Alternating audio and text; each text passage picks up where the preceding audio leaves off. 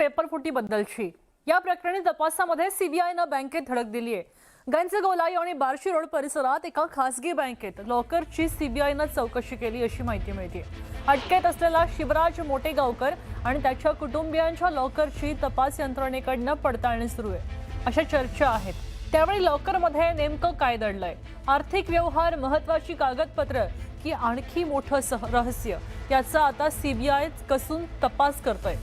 नीट paper फुटी प्रकरणाचे धागेदोरे आता आर्थिक व्यवहारांपर्यंत पोहोचलेत, त्यामुळे लातूरमध्ये एकच खळबळ झाल्याचं पाहायला मिळतंय।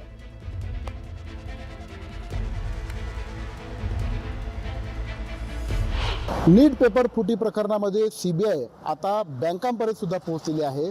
लातूर शहरातल्या गंजगोलाई आणि बार्शी रोडवरील एका बँकेची सीबीआयनं तपासणी केली आहे। या बँकेतल्या लॉकरची तपासणी केलेली आहे आणि हा लॉकर लातूरच्या आरसीसी क्लासेसचा संचालक असलेला शिवराज मोटेगावकरचा लॉकर असल्याचा संशय सीबीआयला असल्यामुळे त्या बँकेत जाऊन तपासणी करण्यात आली आहे आणि त्या लॉकरमध्ये काही कागदपत्र आणि नीट संबंधी काही माहिती मिळते का याची सुद्धा तपासणी केल्याची माहिती आहे। यापुढे जाऊन आर्थिक व्यवहाराशी सुद्धा माहिती घेतल्याची माहिती न्यूज 18 मराठीच्या सूत्रांनी दिली आहे। त्यामुळे सीबीआय प्रकरणाचे धागेदोरे हे आता बँकांपर्यंत आणि आर्थिक खात्यापर्यंत पोहोचलेत की काय असा प्रश्न सुद्धा यामुळे निर्माण झालेला आहे। दरम्यान या लॉकरमधनं सीबीआयला नेमकं काय सापडलं याची माहिती अद्यापर्यंत उपलब्ध झालेली नाही। मात्र या लॉकरमध्ये नीट पेपर लीक प्रकरणाशी काही माहिती आहे का, काही नोट्स किंवा कागदपत्र सापडलेत का याची चर्चा सध्या लातूरमध्ये सुरू असून सीबीआय आता या प्रकरणात आणखीन धागेदोरे मिळवण्याचा प्रयत्न करत असल्याची माहिती न्यूज 18 मराठीच्या सूत्रांनी दिलेली आहे।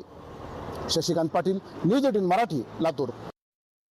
इथे वेळ झाली एका विश्रांतीची, कुठेही जाऊ नका, पाहत रहा न्यूज 18 मराठी, आवाज महाराष्ट्राचा।